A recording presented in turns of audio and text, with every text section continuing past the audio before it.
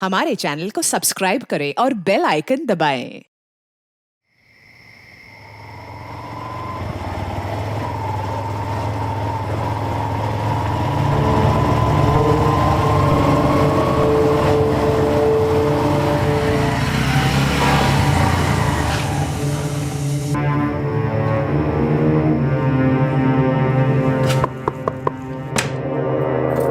अरे सुरेंद्र, अच्छा हुआ तो आ गया। मैं तेरी राह देख रही थी। क्या हुआ माँ? क्या बापू फिर से? हाँ देखना, अब तक घर नहीं लौटे। वो ठेके के आसपास कहीं पी के सो गए होंगे। जाना जाना लेके आना। ये पकड़, आता हूँ।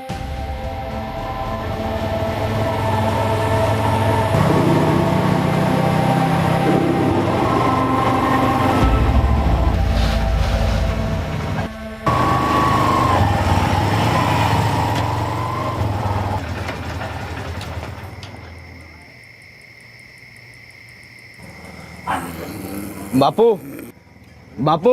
हाँ कौन है? बापू मैं सुरिंदर। ज़्यादा हो रही थी कुछ, हाँ, और नींद भी आ रही थी, तो वही मन ने ये सोचा कि हरिराम के घर के सामने लेट लूँ थोड़ी देर। बापू कितनी बार कहा है, एक मोबाइल ही रख लो, कभी भी फोन कर दो, लेने आ जाऊंगा। अरे बावड़ा हो गया कि तू है? दारू पी के खुद को तो मैं संभाल ना सकूं, और ये मोबाइल शोबाइल ने कैसे संभालूंगा मैं? पता था मेरे को तू आवेगा मेरे को लेने के लिए। अच्छा अच्छा ठीक है, चलो माँ राह देख रही है, चलो चलो चलो चल बेटा चल चल।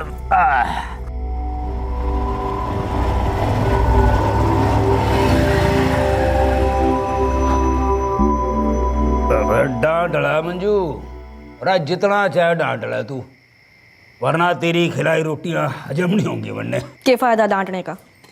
जानती हूँ पीना तो छोड़ेंगे नहीं आप, पी पा के कहीं भी पड़ जाते हो।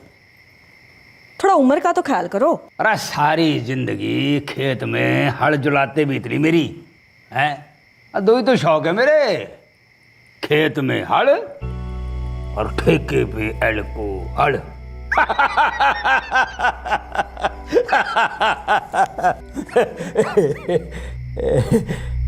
अरे सुरिंदर बेटे, अरे चुपचाप क्यों बैठा तू?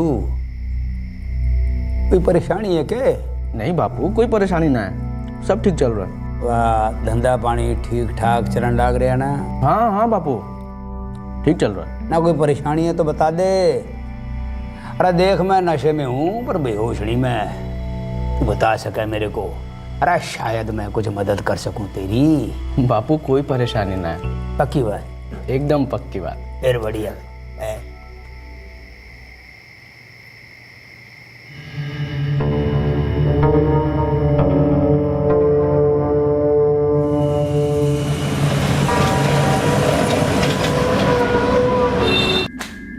भाई कमाल कर रहा सुरेंद्र, भाई मैं अपनी रकम मांग रहा हूँ और तू टाइम मांग रहा है। और कितना टाइम दूं तन्ने हैं? और 4 महीने रुकने के लिए कहा था, मैं रुक लिया। इब वीरेंद्र जी थोड़ा टाइम और दे दो। आप तो जानते हो क्या हुआ मेरे साथ, ऐसी नौबत ही नहीं आती जो उस बिल्डर ने धोखा नहीं दिया होता। लेकिन धोखा दिया ना। कितने?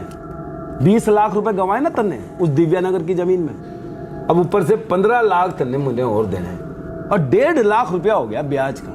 कितने हो लिए? 16.5 लाख। और जो 20 लाख का घाटा हुआ वो अलग। देख सुरिंदर, कम से कम 35 से 40 लाख रुपया तेरे हाथ में आएगा, तब जाके तेरी नुकसान की भरपाई होगी। हाँ सो तो है। एक आप ही बता दो ना, अगर कोई रास्ता हो तो। भाई रास्ता तो है, और तेरे सामने है। क्या? यो है, यो के? और यो है तेरे बापू के बीमे के पेपर। 1 करोड़ रुपए के हैं, पिछले साल तन्ने कराया था, याद है ना? हाँ, पर इसका क्या करूं? तेरे बापू ने और भी तो कोई बीमा कराया होगा। हाँ 2 बीमे और कराए, एक 25 का और एक 15 का।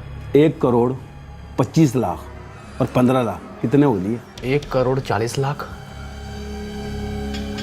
लेकिन वो तो बापू के। सही सोच रहे, भाई वो रकम तो तेरे बापू के मरने के बाद ही तेरे हाथ में आ गई। ये भी देख सुरेंद्र, अब तेरे प्रॉपर्टी कंस्ट्रक्शन बिजनेस की तरह जिंदगी का भी कोई भरोसा तो ना है।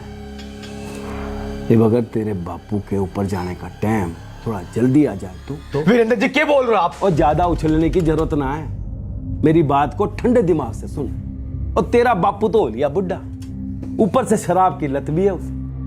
और आज नहीं तो कल उसका लीवर फट जाएगा, या शराब पी के वो किसी ट्रक के नीचे वीरेंद्र जी बापू है मेरा वो, कुछ भी बोले जा रहे हो आप। और प्रैक्टिकल बात कर रहा हूँ, इमोशनल होने की जरूरत ना है। देख भाई सुरेंद्र, ये 1,40,00,000 रुपए छोटी रकम ना होए। तेरा कर्जा भी चुक जाएगा और तू नई जिंदगी भी शुरू कर सके। ये तेरे बापू का बीमा तेरे लिए लॉटरी बन सके। वीरेंद्र जी ऐसा कौन करूं मैं? ओए तू दिल से सोच रहा है, दिमाग से भी पूछ, बहुत आसान तरीका है, हैं? अब देख, तेरा बापू तो अपनी जिंदगी जी चुका है और आज नहीं तो कल मर जाना उसने, और इसकी मौत तेरे लिए नई जिंदगी बन सकती है। भाई मेरा काम था, मैंने समझा दिया। अब क्या करना है ये तो तू सोच।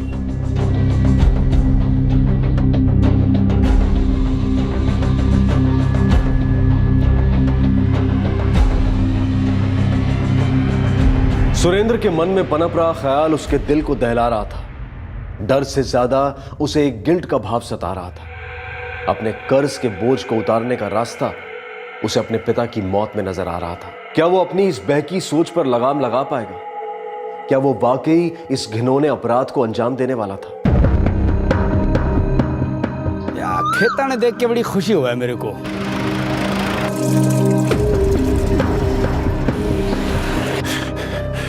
मैं अपनी रकम मांग रहा हूं।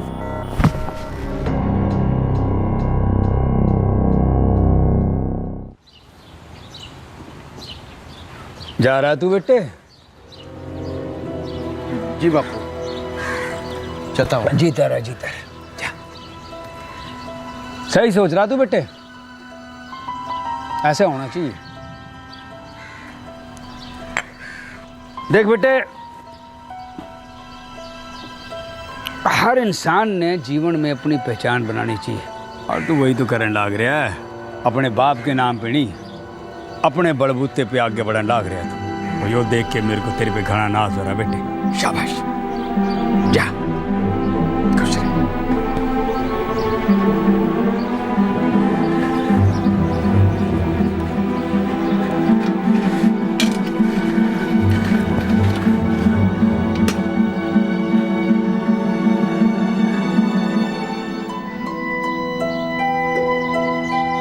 अरे वाह भाई वाह, ये तो बहुत बढ़िया खुशबू आने लग रही है।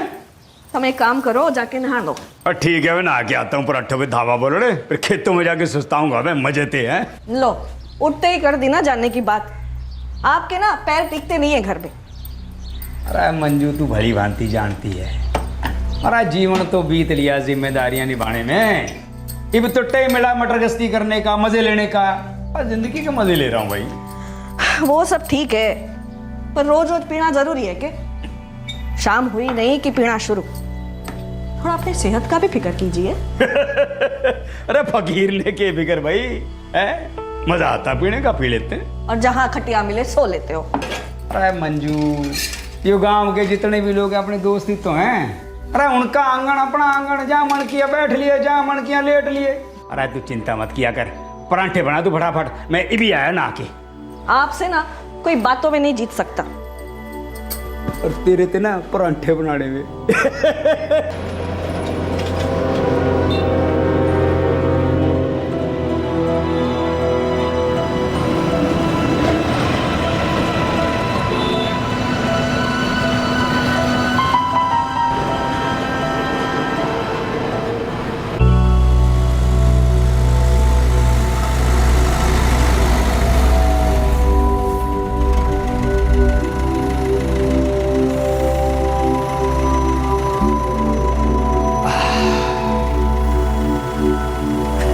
राम राम मालिक।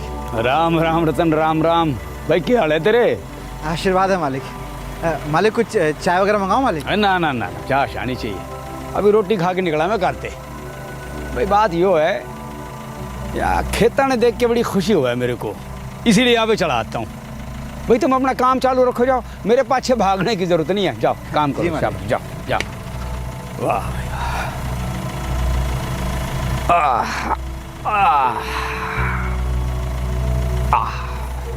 भाई कार का बंदोबस्त हो जाएगा? हाँ, मेरा दोस्त बलबीर, उसके पास गाड़ी है। तो ले आ। वो कह देना रात में कहीं जाना है, सुबह तक लौटा दूंगा। और कोई काम का बहाना बना दियो जिससे उसको शक ना हो जाएगा। फिर मेरे फोन का वेट करियो। मैं तेरे बापू को किसी सुनसान जगह पर ले आऊंगा। उसके बाद क्या करना ये तो जाने है ना तू। इब क्या हो लिया? कुछ ठीक नहीं लग रहा। बापू है मेरा, वो हमेशा साथ दिया है उसने मेरा। बात तो सही कहने लग रहा है तू ना। अच्छा किया जो तूने साफ साफ बता दिया। खेती ना करनी तने तो मत कर। वैसे भी बढ़िया लाइन पकड़न लाग रहा तू। ये आजकल कंस्ट्रक्शन और प्रॉपर्टी का जो बिजनेस है बड़ा फैलन लग रहा है हरियाणा में। अरे जमीनों के दाम भी बढ़िया मिलन लग रहे हैं। हाँ चल तू काम शुरू कर, मैं तेरे साथ हूँ। थैंक यू बापू। देखना अब जी जान लगा दूंगा, कुछ बन के दिखाऊंगा आपको। शाबाश, अरे मन ने पूरा यकीन है तू कामयाब होगा। बेटा इस किसान की एक बात नहीं याद रखना, या जमीन में सिर्फ बीज नहीं बोया जाता, पसीना भी बोना पड़ता है, वक्त भी, फिर जाके ये फसल लहराती से है। ऐसी बेटे तेरे बिजनेस में भी ना ये उतार चढ़ाव तो आते रहेंगे, पर हार नहीं मानना, मेहनत और लगन ते डटे रहना। बता कुछ ठीक नहीं लग रहा वीरेंद्र जी। तो तेरे साथ कौन सा ठीक हुआ? और तुझे किसी ने धोखा नहीं दिया होता तो तू क्या है मुसीबत में पड़ता? और सुरिंदर, धंधा ईमानदारी और मेहनत से ही नहीं चलता है, उसमें दुकानदारी और कमीनापन भी होना चाहिए। वही अब कुछ सोचने की जरूरत ना है, जो तूने ठान ली वो कर। देख सुरेंद्र, ये इंश्योरेंस के पैसे वो आगे या पीछे और तन्ने ही मिलने वाले थे। बस यूं समझ ले कि आज तन्ने जरूरत थी तो मिल गए। पर बापू। भाई बापू की नहीं, अपनी सोच। ये वक्त जज्बाती होने का नहीं है, वो ऐसा मौका दोबारा नहीं मिलेगा। वैसे हाथ से मत जाने दे। अब तू जा गड्डी लेकर आ और बाकी सब मुझ पे छोड़ दे तू।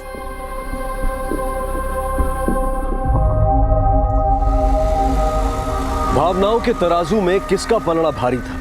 धंधे में हुए नुकसान से सर पर चढ़े कर्ज का, या बेटे के पिता के प्रति फर्ज के कर्ज का?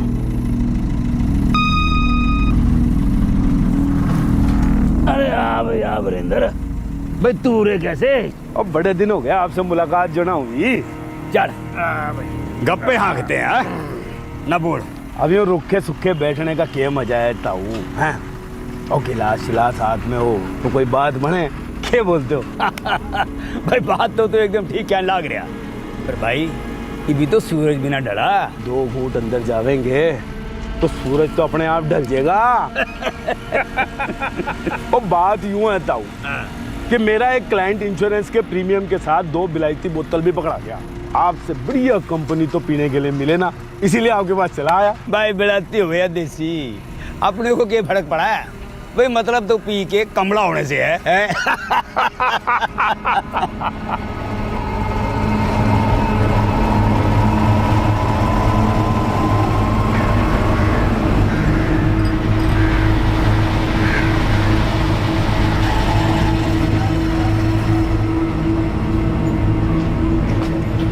ले भाई। थैंक यू यार बलबीर। कोई नहीं यार, मजे से ले जा। वैसे जा कर रहा तू? अरे वो भजन मामा है ना अपने, हाँ? उनके घर जा रहा हूँ दिव्यानगर। क्या लौटते वक्त काफ़ी रात हो जाएगी तो सोचा ये हाईवे पर बाइक चलाने से अच्छा है तेरी गड्डी ले जाऊँ। अरे बिल्कुल सही सोचा यार, जा जा ले जा। सुबह होने से पहले लौट आऊँगा। अरे कोई ना यार, कोई जल्दी ना है, तू आराम से ले जा जा।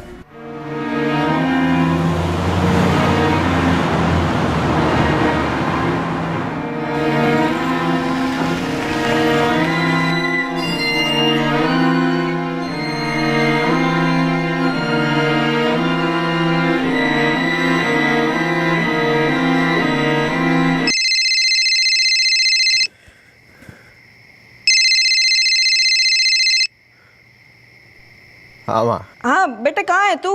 घर कब आएगा? माँ तू खाना खाकर सो जा, मुझे थोड़ा काम है, आने में देर हो जाएगी। बेटे तेरे बापू नहीं आए अब तक, वो लौटते वक्त कहीं दिख जाए तन्ने तो साथ में ले आना है। हाँ माँ, कोशिश करूंगा।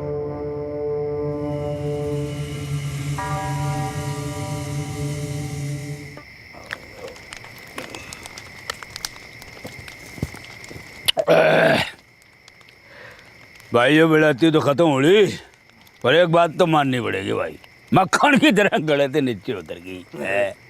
कब चढ़ गई पता ही नहीं चला। ताऊ ये बलायती तो हुई खत्म। क्या करें?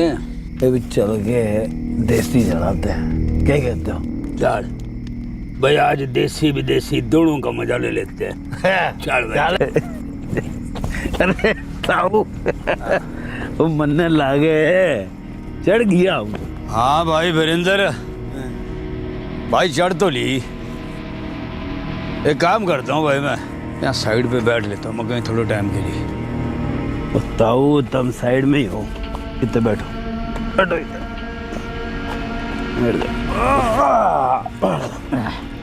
ताऊ और मैं ना सुरेंद्र को बुला लेता हूँ, वो आपको आगे ले जाएगा।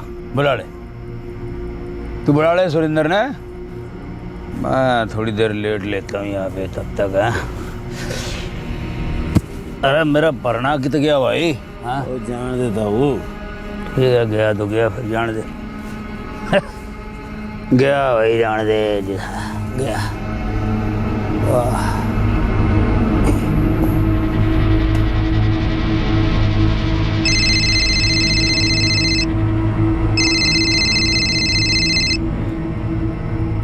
तैयार है ना तू?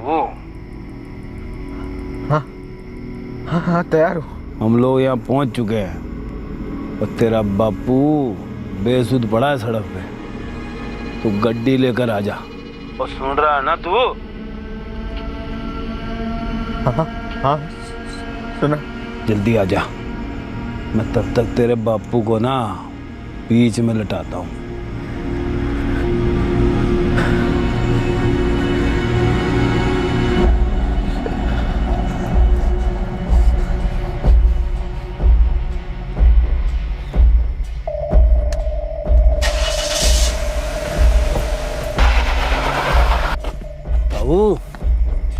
ताऊ वो आप बीच में लट्ठे हो, कोई गड्डी गुड्डी आगे चढ़ जाएगी। मैं साइड पे नहीं हूँ। नहीं उड़ जा। चल भाई साइड पे उड़ लेता हूँ मेरा। उड़ जा, आ जा, आ जा ताऊ, उड़ जा, आ जा भाई आ जा, हो जा आराम से, इधर हो जा पीछे, और हो गया भाई। हाँ और आ जा, और साइड पे आ लो। मेहरबानी भाई वीरेंद्र, मेहरबानी भाई। यूँ बता, वो मेरा बेटा सुरेंद्र आ रहा ना मेरे को लेने के लिए? मेरे को लेने तो आप फोन कर दिया। आजा, लेट लेट आजा मेरे बेटे, आजा आजा।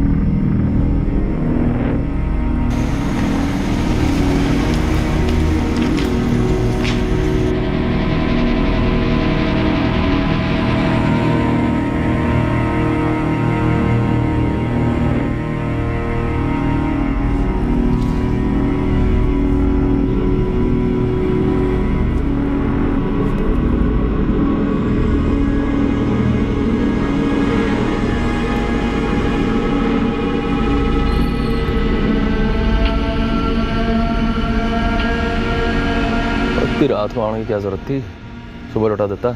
चल अब आ गया तो यहीं सोचा सुबह चले जाना। अरे नहीं यार बलवीर, घर जाऊंगा, माँ को बोल के आया था। ठीक है फिर तो जा।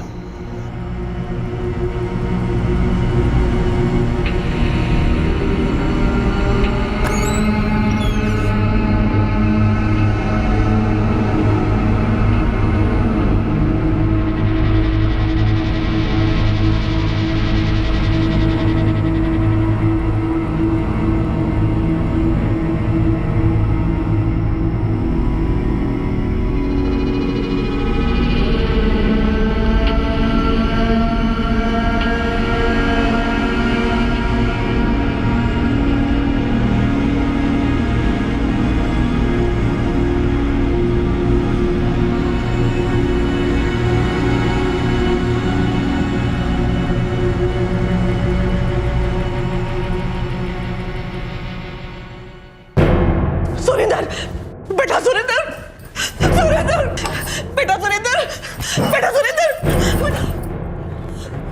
क्यों क्या हुआ? वो रतन, रतन आया है। तू रो क्यों रही है? क्या कह रहा है रतन? कह रहा है तेरे बापू को कोई गड्डी कुछ कर चले गई।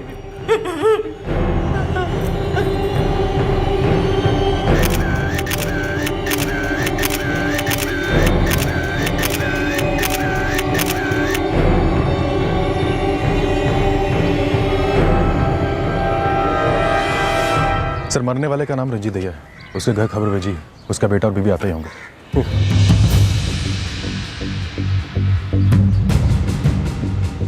सर जी मेरा नाम जितेंद्र है, मेरे बापू इस गांव के सरपंच हैं। सबसे पहले लाश को तुम ही ने देखा था? नहीं सर जी, हमारे गांव का एक आदमी है सुखपाल, वो इस रास्ते से गुजर रहा था, सबसे पहले उसी ने देखा था। वो दौड़ा दौड़ा मेरे पास आया, मैंने फ़ौरन यहाँ आके आपको फ़ोन कर दिया। सर जी रंजीत चाचा की पत्नी और बेटा आ गए।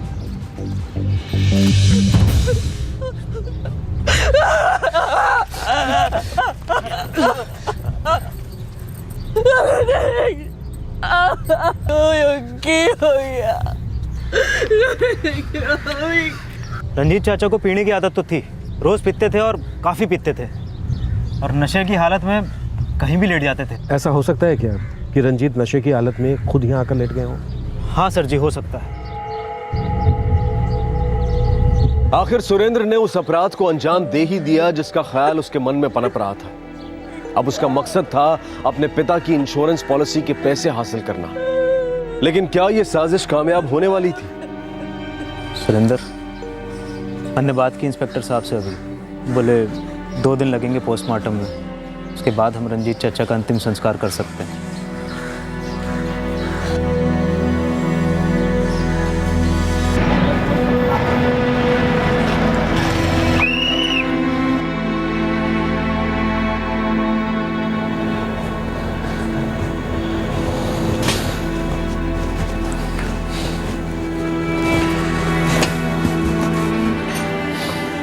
देख सुरेंद्र, क्यों तेरे चेहरे की मायूसी देख के तो किसी को शक ना होगा, लेकिन तेरी आंखों का डर मन ने डरा रहा है। बस संभाल अपने आप को। ये जो करना था ना हमने कर दिया और सब सही हुआ है। और मन ने पता लगाया है, पुलिस ने भी एक्सीडेंट का केस दर्ज किया है। वह हमारा नाम कभी नहीं आएगा। माँ से आंख नहीं मिला पा रहा, उसके आंसू थम ही नहीं रहे। खुद को यह दिलासा देने की कोशिश कर रही है, जो हुआ वो भगवान की मर्जी थी। भैया सुरेंद्र हमेशा उन्हें ढूंढ के लेके आता था, हमारी किस्मत में यही लिखा था, इसलिए सुरेंद्र भी नहीं था घर में, वरना हमेशा की तरह ढूंढ के ले आता उन्हें। ये भी दुख तो होगा ही है, तो इतना टेंशन क्यों ले रहा है इसमें? और रोना चाहती है ना तो रोने दे, और मन हल्का हो जाएगा उनका, और धीरे धीरे सब ठीक हो जाना है।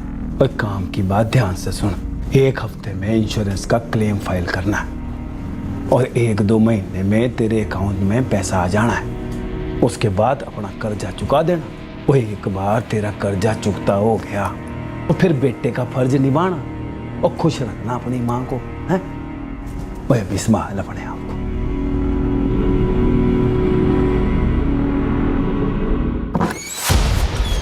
सर, वो सड़क गांव के पीछे की तरफ से गुजरती है, ज्यादा इस्तेमाल नहीं होती और गाड़ियां भी बहुत कम गुजरती हैं वहां से। विक्रम, अगर गाड़ियां बहुत कम गुजरती हैं वहां से तो फिर एक्सीडेंट होने के चांसेस भी बहुत कम हो जाते हैं। क्या तो रंजीत भैया की किस्मत खराब थी, या फिर रंजीत भैया की तरह गाड़ी चलाने वाला आदमी भी नशे में था। विक्रम, ये फोटोग्राफ्स देखो। ऐसा नहीं लगता कि गाड़ी ने 2 बार कुचला विक्टिम को?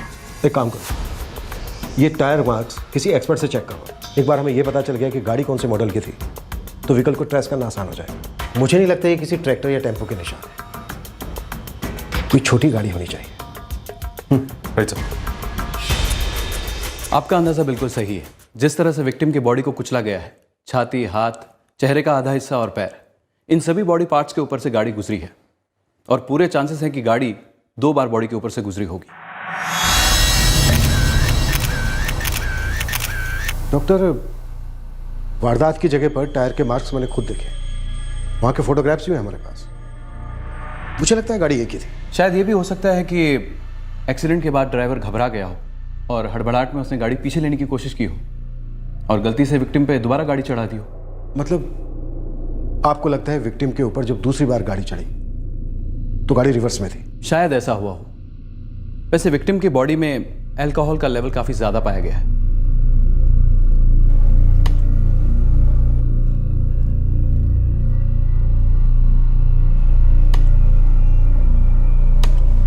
सर, ये दोनों टाइम मार्क एक ही कार के? लगता तो ऐसा ही है, लेकिन डिटेल स्टडी के बाद ही मैं कंफर्म कह पाऊंगा।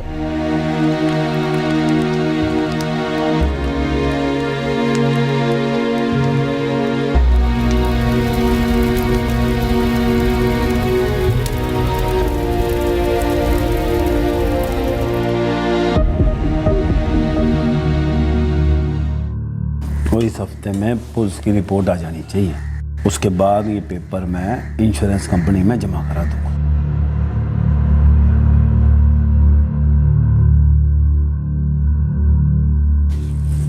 सुरेंद्र, वो संभाल, कुछ ही दिनों की बात है, समझा? क्या कहती है आपकी रिपोर्ट? कुछ शक करने वाली बात है क्या? जी, कुछ मार्किंग की है मैंने फोटोज पर, आप देख लीजिए। ये बात तो श्योर है कि एक ही मॉडल की गाड़ी विक्टिम को 2 बार कुचल के गई, लेकिन एक बार भी गाड़ी रिवर्स में नहीं थी। टायर्स पर जो ट्रेडमार्क्स हैं, इनसे साफ पता चलता है गाड़ी जब विक्टिम की बॉडी के ऊपर से रोल हुई तो दोनों बार टायर्स आगे की ओर घूम रहे थे।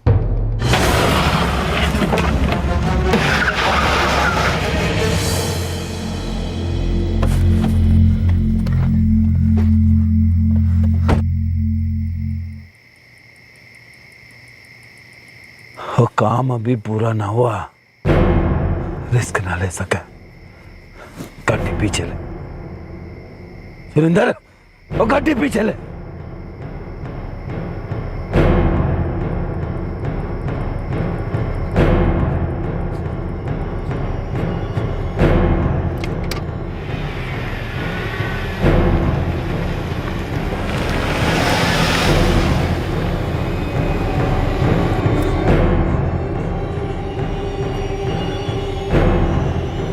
अब क्या सोच रहा है?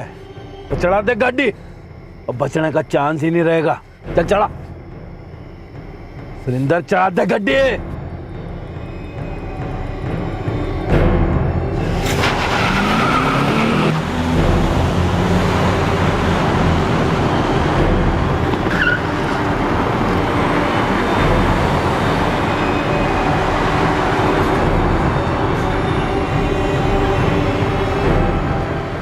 मैंने सारे फोटोज चेक किए, गाड़ी रिवर्स में तो ली गई थी, लेकिन बॉडी से सेफ डिस्टेंस मेंटेन करते हुए। इस फोटो में सड़क पर जो टायर मार्क्स हैं वो रिवर्स के हैं। कुछ डिस्टेंस पर गाड़ी रिवर्स लेने के बाद फिर से गाड़ी विक्टिम की डायरेक्शन में आगे बढ़ी और दोबारा उसे कुचलकर निकल गई। आपको लगता है ये एक्सीडेंट नहीं बल्कि मर्डर है, जिसे एक्सीडेंट बनाने की कोशिश की गई? पूरे चांसेस है ऐसा होने के। और इस तरह रंजीत भैया की मौत के पीछे रची गई साजिश की बू पुलिस ने सूंघ ली। पुलिस को लगने लगा कि एक्सीडेंट की आड़ में एक हत्या का षड्यंत्र छुपा था। सुरेंद्र और वीरेंद्र की चाल उल्टी पड़ती दिखाई दे रही थी। हाँ मंजीत बोल। सब्जी रंजीत दैया काफ़ी खुशमिजाज आदमी था और काफ़ी पैसे वाला भी। गांव में अच्छी ज़मीन और फसल से अच्छी कमाई होती है उसकी। पैसे को लेकर कोई दुश्मनी थी उसकी? अभी तक तो उसके बारे में जिससे बात की वो तो अच्छा बोल रहे हैं साहब जी। शराब की आदत थी उसे? कभी कोई झगड़ा? ये तो पूरा गांव जानता है साहब, वो दारू पीने का शौकीन था और दारू पी के तमाशा नहीं करता था। हाँ, एक अटपटी आदत थी कि ज़्यादा दारू पीने पर जहाँ मन करे वहीं लेट जाता था। मनमौजी था साहब जी। उसकी ये मौज तो उसके घर वालों को पसंद आने से रही। उसकी बीवी और लड़के के साथ कोई झगड़ा था उसका? ऐसा तो कुछ नहीं साहब। हाँ, पर सुरेंद्र अपने बाप की तरह किसान नहीं बनना चाहता था। उसका अपना अलग से धंधा है, कंस्ट्रक्शन और प्रॉपर्टी। बाप और बेटे में कोई रंजिश थी?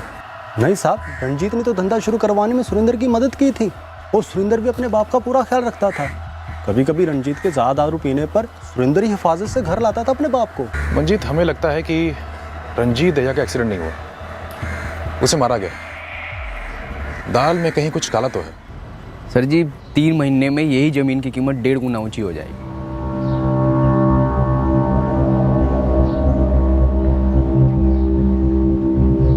सर जी 1 मिनट, अभी आया। क्यों कह रहे थे? सुरेंद्र भैया, पुलिस आपके घर आई थी। माँ जी को अपने साथ थाने ले गई है। माँ को? क्यों? भैया कह रहे थे कुछ सवाल जवाब करनी है मालिक के एक्सीडेंट के बारे में। कल खेत पे भी शाम और सुखबीर से एक आदमी पूछताछ कर रहा था। जी उनकी आदत ही कुछ ऐसी थी,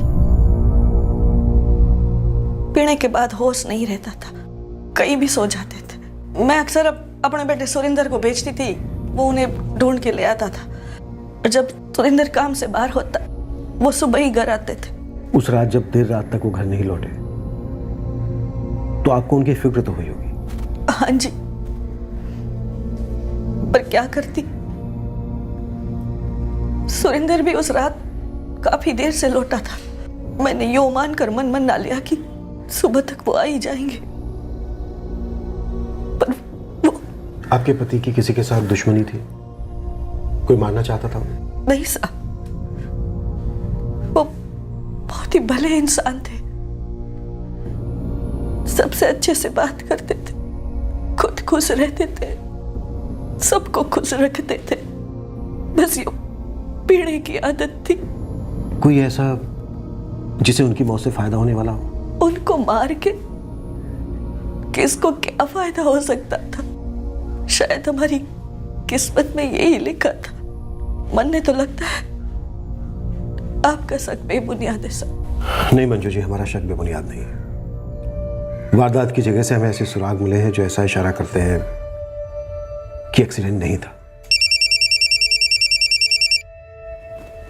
मेरा मतलब एक्सीडेंट किया गया जानबूझकर, जान से मारने के इरादे से। साहब जी, दाल में छिपा कंकर दिख गया। जिस रात रंजीत दैया का कत्ल हुआ था ना, उसका बेटा सुरेंद्र घर पे ही नहीं था। ये तो जानता हूं मैं, उसकी माँ ने खुद बताया। कुछ और बता। क्या ये बताया कि उस रात वो अपने दोस्त बलवीर की कार लेकर कहीं बाहर गया था? कार लेकर? कहाँ गया था वो? मंजू जी, उस दिन आपका बेटा सुरेंद्र कहाँ गया था? अपने किसी काम से ही गया हुआ था। पर कहाँ? मंदिर ना बता, पर काफी देर से लौटा था। घर की एक चाबी उसके पास भी रहती है।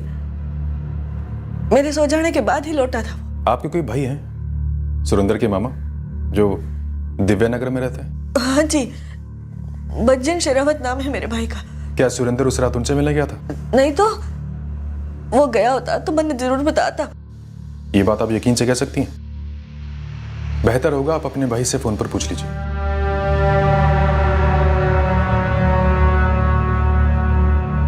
हाँ मंजू बोल, क्या बात है? जिस रात इनका एक्सीडेंट होया था, सुरेंद्र आपसे मिलने आया था क्या? नहीं तो सुरेंद्र को तो यहाँ आए 1 महीने से ज्यादा हो गया है, पर तू पूछ क्यों रही है? बात क्या है? ना ना कोई नहीं, मैं बाद में बात करती हूँ आपसे। नहीं साहब, सुरेंद्र वहां नहीं गया था। मैंने कहा ना, वो गया था तो मैंने जरूर बताता, पर ये गलत बात आपको बताई किसने? आपके बेटे के दोस्त बलबीर ने। और ये बात सही है या गलत है ये हम पता लगा ही लेंगे।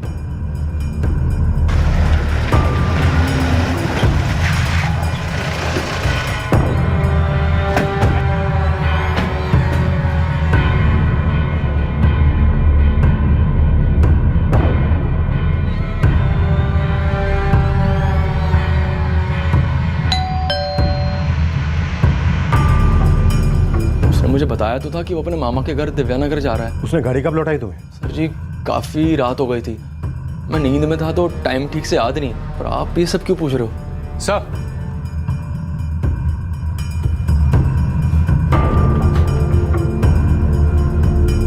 सर लगता है रंजीत वालिया को इसी गाड़ी से कुचला गया था। टायर पर खून के निशान अब भी हैं।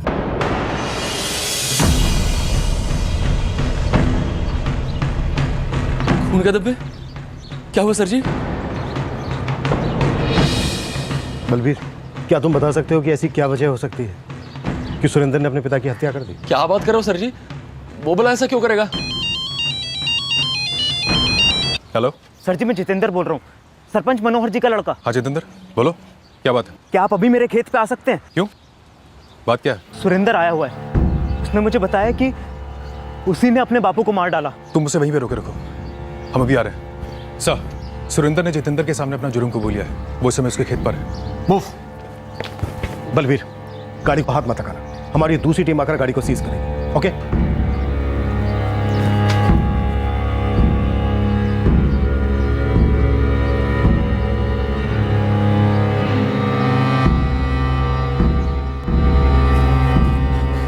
भाई गड्डी का इंतजाम हो गया क्या? हाँ हो गया, थोड़ी देर में आ जाएगी तो टेंशन ना ले। भाई मुझे बहुत घबराहट हो रही है यार, मुझे कहीं दूर जाना है यहाँ से। पुलिस वाले माँ को पूछताछ के लिए लेके गए, मुझे भी ढूंढ रहे होंगे यार। मैं मानता हूँ मुझसे बहुत बड़ी गलती हो गई, पता नहीं क्या हो गया था मुझे। तू मुझे निकाल सकता है यहाँ से, तू संभाल देगा भाई, निकाल ले मुझे यहाँ से। शांत हो जा, देख मैं हूँ ना तेरे साथ, तो घबरा मत। मैं जेल नहीं जाना चाहता यार।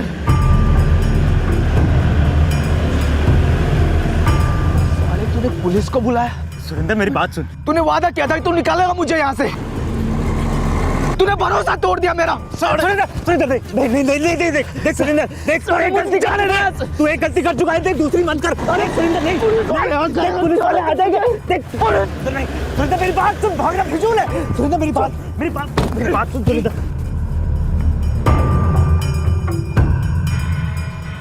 जितेंद्र, अच्छा क्या तुम जो वक्त पर फोन करते हैं। सुरेंद्र, हमने सबसे पूछताछ की, सबका यही कहना है कि तुम्हारे अपने पिता के साथ अच्छे रिलेशन थे। तुम्हारी माँ ने भी यही कहा, फिर ऐसी क्या वजह थी कि तुमने अपने पिता की हत्या कर दी?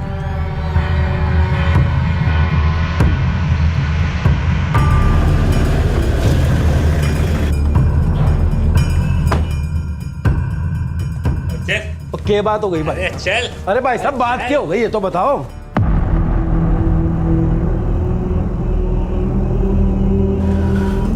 मंजू जी, सुरेंद्र ने अपना जुर्म कबूल कर लिया है।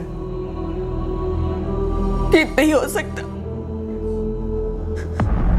वो तो कितना प्यार करता था अपने बापू से, कितना मानता था वो। मैं समझ सकता हूं आपके लिए मानना कितना मुश्किल है, पर सच यही है कि आपके बेटे सुरेंद्र ने खुद अपने पिता की जान ली है।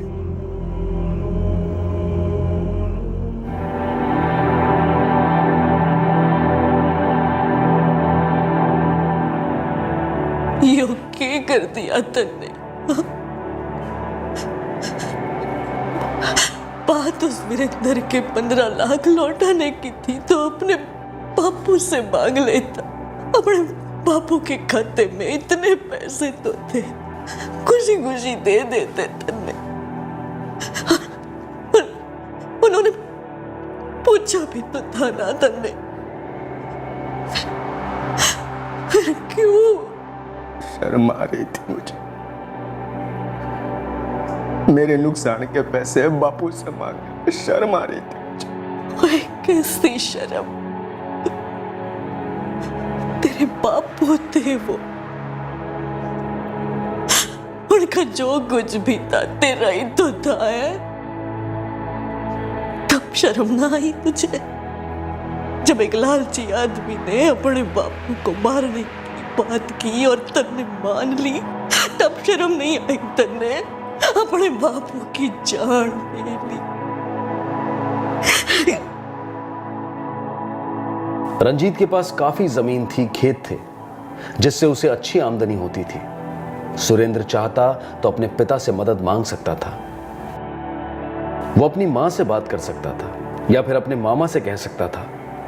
कोई भी उसकी मदद कर सकता था, बस एक बार सुरेंद्र के कहने की देर थी।